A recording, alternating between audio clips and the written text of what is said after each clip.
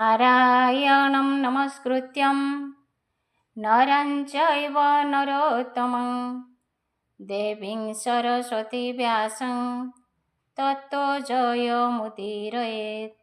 मूकं करोति वाचालं पङ्गुं लङ्घयेत गिरिं यत्कृपातमहं वन्दे परमानन्दमाधवं। श्रीमद्भागवत महापुराण नवम स्कंध चतुर्दश अध्याय।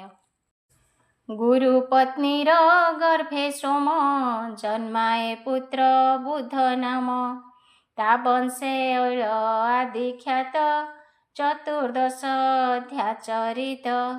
श्रीशुक उवाच एबे हो सोम वंश शुण जेबे तरिब तिनि गुण से बंशे पुरुरबादी जे भावे जे अबा संपादी जस रहिला रवि तले सर्वे चलिले काल बळे सहस्र शिर जे अनंत तानाभि पद्मो ब्रह्मा जात सृष्टिर अर्थे सप्तपुत्रे जन्म होइले ब्रह्मा गात्रे मरीचि आदि सप्त ऋषि ध्रुव मंडल रथे बसी भ्रमंती ध्रुव चक्र बळे उत्तर आकाश मंडले ताहांक मध्ये अत्रि मुनि तप करंती जोग घेनी ध्यान करंते जोग बळे तांक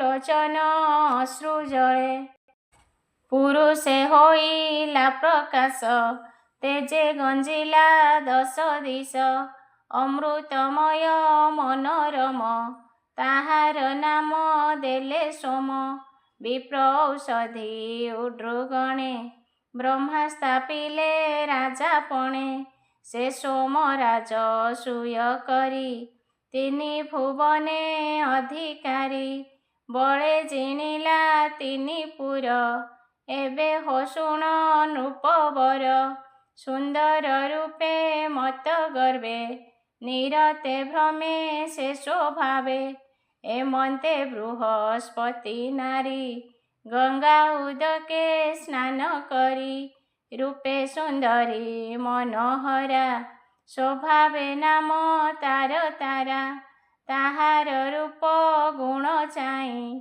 अनंग बाणे मोह जाई स्वभावे ऋतु स्नान काले सोम हरिला ताकु बळे से कथा शुणी बृहस्पति पत्नी हरणे दुखमती सोमर द्वारे रात्रे गले अनेक प्रकारे मागिले केबे हे तारा कुन देला अनेक अमानना कला से गुरुदेव मध्ये आसी इंद्र को कहिले विश्वासी इंद्र रतुले देव बल चलते शुभे मुख गोल एक कथा शुणी शुक्रवादे मिलिला असुरंक मध्ये असुर बल संग करी धाइले सोम पक्ष धरी इंद्र रतुले देवगण एमंते देवासुर रण प्रकोपे बढ़िला संग्राम तारकामय तार नाम तारार अर्थे युद्ध जेणु तारकामय नाम तेणु एमंते घोर युद्ध कले अनेक देवासुर मले देव असुर घोर रणे ब्रह्मा मिलिले तत्क्षणे रण निवारी चतुर्माथ मिलिले सोमर अग्रत अनेक वर्ष नाशे कले बृहस्पति की तारा देले से गुरु तारा को नाई बोलंती ब्रह्मा मुख चाई भता तो देख तो अग्रते गर्भ ए धरी साक्षाते केमंते छुई विशरीर एहारे कार्य नाही मोर काहार बीर्य धरी अछि केमंते पारिबी मु लखी ताहार गर्भ चाहि कोपे ଗୁରୁ ବୋଲନ୍ତି ମନ ଦୁଃଖେ, ତୁ ମୋତେ ଛୁଇଁବୁ କେମନ୍ତେ, ଭସ୍ମ କରିବି ମୁହିଁ ତୋତେ। ଏମନ୍ତେ ଶୁଣି ସେ ଉତ୍ତର, କମ୍ପଇ ତାରାର ଶରୀର। ତକ୍ଷଣେ ଗର୍ଭ ପ୍ରସବିଲା, ସୁନ୍ଦରେ ଜଗତ ମୋହିଲା। କାନ୍ଦଇ ପଡ଼ି ଭୂମି ଗତେ, ଆଶ୍ଚର୍ଯ୍ୟ ଦେଖନ୍ତି ସମସ୍ତେ। ସୁନ୍ଦର ଦେଖି ତା ବଦନ, କଳ୍ପିଲା ବୃହସ୍ପତି ମନ। ବୋଲଇ ମୋର ପୁତ୍ର ଏହି, ସୋମ ବୋଲଇ ତାହା ଚାହିଁ। ଦେଖ ଏ ମୋହର କୁମର, ମୋହର ପ୍ରାୟ ଏକ ସୁନ୍ଦର। ଗୁରୁ ବୋଲନ୍ତି ମୋର ପୁତ୍ର, ଏମନ୍ତେ ହୋଇଲା ଅନର୍ଥ। ସକଳ ମୁନି ଗଣ ଥିଲେ, ତାରାକୁ ବିଶ୍ୱାସେ ପୁଛିଲେ। ତା ଶୁଣି ଅଧୋମୁଖୀ ହୋଇ, ତାରା ରହିଲା ଲଜ୍ଜା ପାଇ। କୁମର ଭୂମି ଗତେ ଥାଇ, ବୋଲେ ଜନନୀ ମୁଖ ଚାହିଁ। ଦୁର୍ବୃତ୍ତ ପଣ ଏ ତୋହର, କହ ମୁଁ କାହାର କୁମର। ନହିଲେ ଶାପ ଦେବି ତୋତେ, ଲଜ୍ଜା ହୋଇଲା ବଡ଼ ମୋତେ। ଏମନ୍ତ ପୁତ୍ର ବାକ୍ୟ ଶୁଣି, ତାରାକୁ ରାଇ କୁଶ ପାଣି। ବୋଲନ୍ତି କୋମଳ ବଚନ, ନିର୍ଭୟ କରି ତାରା ମନ। ଭୋ ତାରା ଲଜ୍ଜା ଦୂର କର, କହ ଏ କାହାର କୁମର। ତା ଶୁଣି ଅଧୋମୁଖୀ ହୋଇ, ବୋଲେ ସୋମର ପୁତ୍ର ଏହି। ତକ୍ଷଣେ ସୋମ କୋଳ କଲା, ବ୍ରହ୍ମା ତାହାକୁ ନାମ ଦେଲା।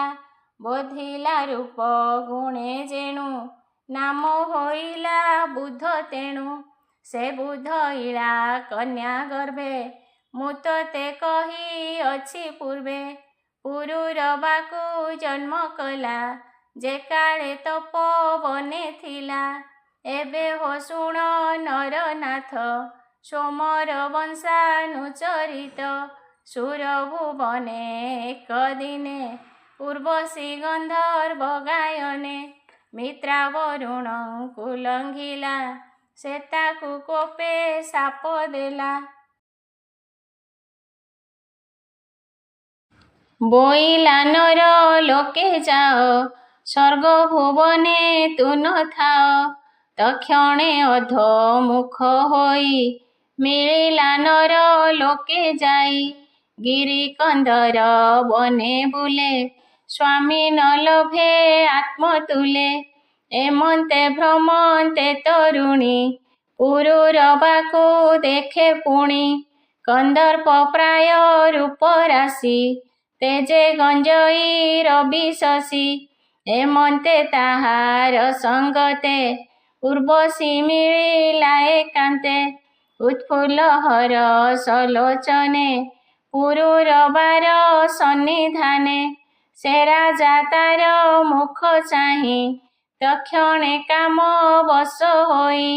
ଗଭୀର ବାକ୍ୟେ ତାକୁ କହେ, ରୋମ ହରଷ ସର୍ବଦେହେ। ରାଜା ଉବାଚ, ଆସ ସୁନ୍ଦରୀ ବସ ଏଥେ। ଭଲେ ଅଇଲୁ ଟିକି ପଥେ, ମିଳିଲୁ ମୋହର ସଙ୍ଗତେ। କହ ମୁଁ କି କରିବି ତୋତେ, ମୋ ସଙ୍ଗେ ରମ ତୁ ଏକାନ୍ତେ।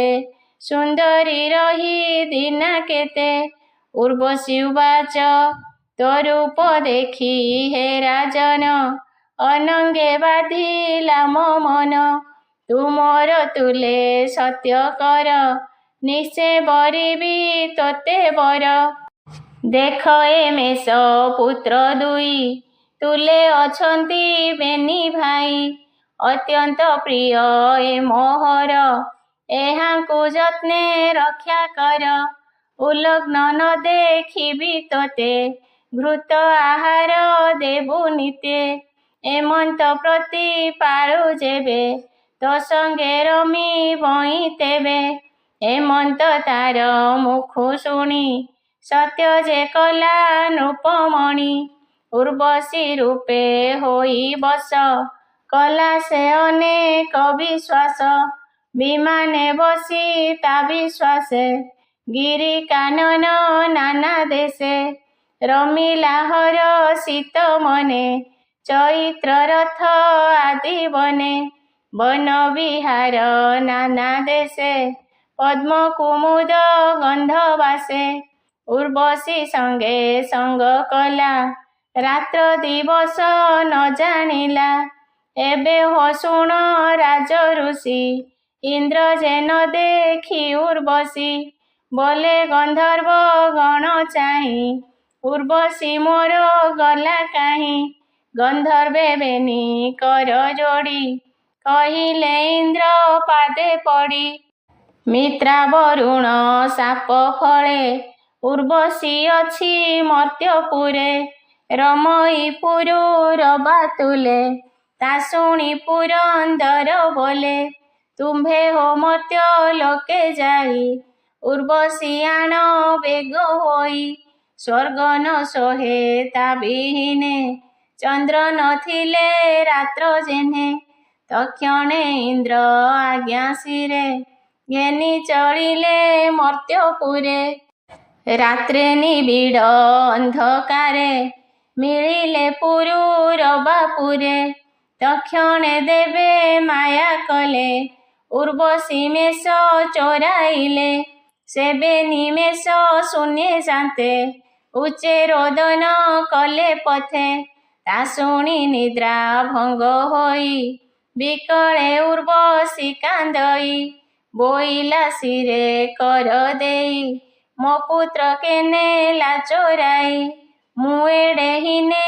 ଆଶ୍ରା କଲି, ଏପୁରେ ଅନ୍ୟଥା ହୋଇଲି, ଭୁଲିଲି ନପୁଂସକ ବୋଲେ, ପୁତ୍ରେ ମୋହର କାହିଁ ଗଲେ, ଏ ରାଜା ନାରୀଙ୍କର ପ୍ରାୟେ, ଶୋଇଛି ନିଦ୍ରା ସୁଖ ମୋହେ, ଯେସନେ ନପୁଂସକ ଶୋଭା, ଏମନ୍ତ ଦେଖି ଲାତ ନାହିଁ, ଏମନ୍ତ ରୋଦନ କରନ୍ତେ, ରାଜାର ଶୟନ ଏକାନ୍ତେ, ଉର୍ବଶୀ କଟୁ ବାକ୍ୟ ଶୁଣି, ନିଦ୍ରା ତେଜିଲା ନୃପମଣି, ବ୍ୟଥିତ ଉର୍ବଶୀ ବଚନେ, ଅଙ୍କୁଶେ କୁଞ୍ଜର ଯେସନେ, ତକ୍ଷଣେ ଶୟନୁ ସେ ଉଠି, ଖଡ଼ଗ କରି ଦୃଢ଼ ମୁଷ୍ଟି, ଉଲଗ୍ନେ ରାଜା ଥିଲା ଶୋଇ, ଅନ୍ଧାରେ ଦେହ ନଦୀ ସଇ, ପଥେ ତାରେରେ କାର ରାବେ,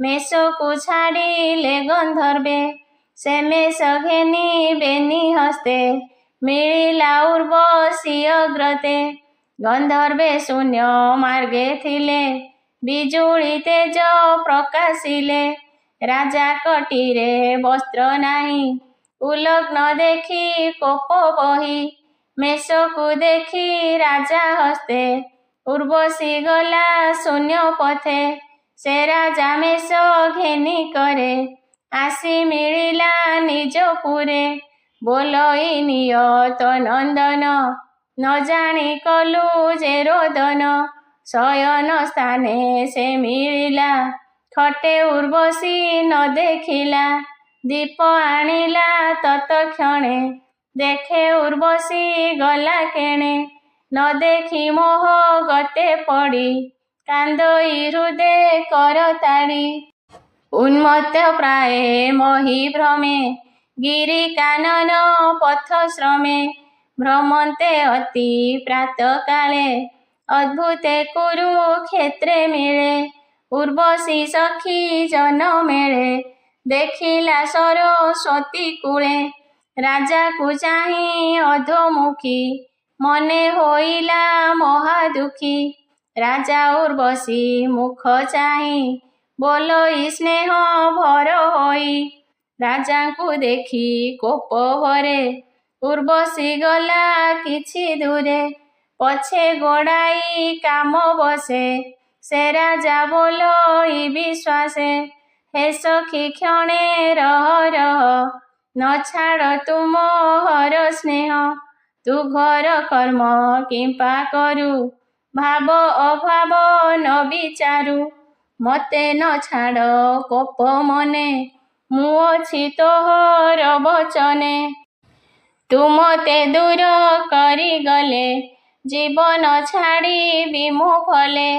ତୋର ବିହୁନେ ମୋ ଶରୀର ଭକ୍ଷିବେ ଶୃଗାଳ କୁକୁର। ଉର୍ବଶୀ ଉବାଚ ଭୋ ରାଜା ଶୁଣ ମୋ ଉତ୍ତର। ସଂସାରେ ସ୍ତ୍ରୀଙ୍କ ବ୍ୟବହାର ସ୍ୱଭାବେ ଯେବା ଦୁଷ୍ଟା ନାରୀ। ତା ସଙ୍ଗେ ବିଶ୍ୱାସ ନ କରି ବ୍ୟାଘ୍ର ଭଲ୍ଲୁକ ସଙ୍ଗେ ନର।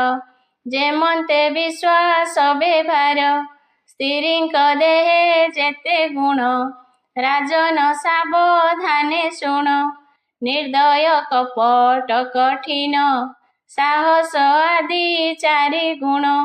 ଅଳପ କ୍ରୋଧେ ପ୍ରାଣ ନିଅନ୍ତି ପତିଭ୍ରାତାଙ୍କୁ ନ ଗଣନ୍ତି। ଅଜ୍ଞାନ ଭାବେ ଥାନ୍ତି ନିତ୍ୟେ ବାଞ୍ଛନ୍ତି କାମ ଭୋଗ ଚିତ୍ତେ। ସ୍ୱଭାବେ ନିତ୍ୟେ ହନ୍ତି କାମୀ ଇଚ୍ଛନ୍ତି ନବ ନବ ସ୍ୱାମୀ। ନାରୀଙ୍କ ସ୍ୱଭାବ ଏମନ୍ତ କିମ୍ପା ତୁ କରୁ ଦୁଃଖ ଚିତ୍ତ। ଏବେ ତୁ ନିଜ ପୁରେ ଯାଅ ଅବଶ୍ୟ କଲି ତୋତେ ସ୍ନେହ। ଆସିବି ସମ୍ବତ୍ସର ଅନ୍ତେ ରମିବୁ ମୋହର ସଙ୍ଗତେ। ଋତୁ ସ୍ନାନାନ୍ତେ ଏକ ଦିନେ ରମିବି ତୋର ସନ୍ନିଧାନେ। ଅବଶ୍ୟ ହୋଇ ବସନ୍ତତି ଏବେ ଉପାୟ କର ଚିନ୍ତି। ଗନ୍ଧର୍ବ ଗଣ ପୂଜା କର ସେ ତୋତେ ତୋଷେ ଦେବେ ବର। ଏହାଙ୍କ ପ୍ରସନ୍ନେ ତୁ ମୋତେ ପାଇବୁ ସମ୍ବତ୍ସର ଅନ୍ତେ। ଏମନ୍ତେ ତାର ବାକ୍ୟ ଶୁଣି ଆନନ୍ଦ ମନେ ନୃପମଣି। ଗନ୍ଧର୍ବ ଗଣେ ପୂଜା କଲା ଅନେକ ବଳି ଭୋଜା ଦେଲା। ସ୍ତୁତି କରଇ କର ଯୋଡ଼ି ଚରଣେ ଦଣ୍ଡବତେ ପଡ଼ି। ତାର ଭକତି ଦେଖି ମନେ ଗନ୍ଧର୍ବେ ପ୍ରସନ୍ନ ବଦନେ। ମୃତ୍ତିକା ଭାଣ୍ଡେ ଅଗ୍ନି ଥୋଇ ରାଜା ସମୀପେ ଦେଲେ ନେଇ। ବୋଇଲେ ଏଥେ ଯଜ୍ଞ କର ଉର୍ବଶୀ ଆସିବ ତୋ ପୁର। ଏମନ୍ତେ ଅଗ୍ନି ଭାଣ୍ଡ ଦେଲେ ରାଜାର ମନ ତୋଷ କଲେ। ଗନ୍ଧର୍ବେ ଉର୍ବଶୀର ତୁଲେ ତକ୍ଷଣେ ଶୂନ୍ୟ ମାର୍ଗେ ଗଲେ। ସେ ରାଜା ଅଗ୍ନି ଭାଣ୍ଡ ଘେନି ଗନ୍ଧର୍ବ ଗଣ ବାକ୍ୟ ମାନି। ରାତ୍ରେ ବୁଲନ୍ତେ ବୃକ୍ଷ ମୂଳେ ଥୋଇଲା ନିଶା ଅନ୍ତକାଳେ। ଅଗ୍ନି କି ବୃକ୍ଷ ମୂଳେ ଥୋଇ ମିଳିଲା ନିଜ ପୁରେ ଯାଇ। ରହିଲା ପ୍ରଜା ଜନ ହିତେ ଏମନ୍ତେ ଗଲା ଦିନା କେତେ। ଉର୍ବଶୀ ବାକେ ମନ ଦେଇ ନିଶ୍ଚଳେ ମନ ନର ହୋଇ। ଏମନ୍ତେ ସତ୍ୟ ଯୁଗ ଗଲା ଶୁଣ ହୋ ଗୋବିନ୍ଦର ଲୀଳା। ତ୍ରେତୟା ଯୁଗ ପ୍ରବେଶନେ ରାଜା ଉର୍ବଶୀ ସ୍ମରି ମନେ। ଅଗ୍ନି ଉଦ୍ଦେଶେ ବନେ ଗଲା ବନେ ଅନଳ ନ ଦେଖିଲା। ଯେ ବୃକ୍ଷ ମୂଳେ ଥୋଇ ଗଲା ସେ ବୃକ୍ଷ ଅଶ୍ୱସ୍ଥ ହୋଇଲା। ଅଶ୍ୱସ୍ଥ ବୃକ୍ଷ ସମୀ ବୃକ୍ଷେ ରାଜନ ଦେଖିଲା ପ୍ରତ୍ୟକ୍ଷେ। ଏ ଯଜ୍ଞ ବୃକ୍ଷ କାଷ୍ଠ ଜାଣି ଗଢ଼ିଲା ଯଜ୍ଞର ଅରଣି। ଅରଣି ମନ୍ଥି ଅଗ୍ନି କରି ନିଗମ ମନ୍ତ୍ରକୁ ଉଚ୍ଚାରି। ଉର୍ବଶୀ ଧ୍ୟାନ କରି ମନେ ଆହୁତି ଦେଲା ହୁତାସନେ। ଉର୍ବଶୀ ଯଜ୍ଞ ବଳେ ଆସି ରାଜା ଶୟନେ ମିଳେ ନିଶି। ଯଜ୍ଞ ପୁରୁଷ ପରଶନେ ବିଷ୍ଣୁ ମିଳିଲେ ତାର ମନେ। ଉର୍ବଶୀ ପୁରୁରବା ସଙ୍ଗେ ପୁତ୍ର ଜନ୍ମିଲେ ରତି ରଙ୍ଗେ। ଅଗ୍ନିର ବର୍ଣ୍ଣ ପ୍ରାୟ ହୋଇ ଜନ୍ମ ଲଭିଲେ ଷଡ଼ ଭାଇ। ରାଜା ବଞ୍ଚିଲା ମନ ସୁଖେ ନିଶ୍ଚିନ୍ତେ ତେତ୍ରା ଯୁଗ ମୁଖେ। ଆୟୁଷ ଅନ୍ତେ ପୁରୁରବା ଅନଳ ପ୍ରାୟ ହୋଇ ପ୍ରଭା। ମନେ ଉର୍ବଶୀ ଧ୍ୟାନ କଲା ଗନ୍ଧର୍ବ ଲୋକେ ସେ ମିଳିଲା। ବୋଲଇ ବିପ୍ର ଜଗନ୍ନାଥ ନବମେ ବଂଶାନୁଚରିତ। सुजन जन करहिते भाषा प्रबंधे भागवते इति श्रीमद्भागवते महापुराणे पारमहंस्यां संहितायां नवमस्कन्धे ऐलोपाख्यानं नाम 14 अध्याय। गोविंद हरे गोपाल हरे नटनागर कान्हा श्याम हरे गोविंद हरे गोपाल हरे नटनागर कान्हा श्याम हरे गोविंद हरे गोपाल हरे नटनागर कान्हा श्याम हरे गोविंद हरे गोपाल हरे नटनागर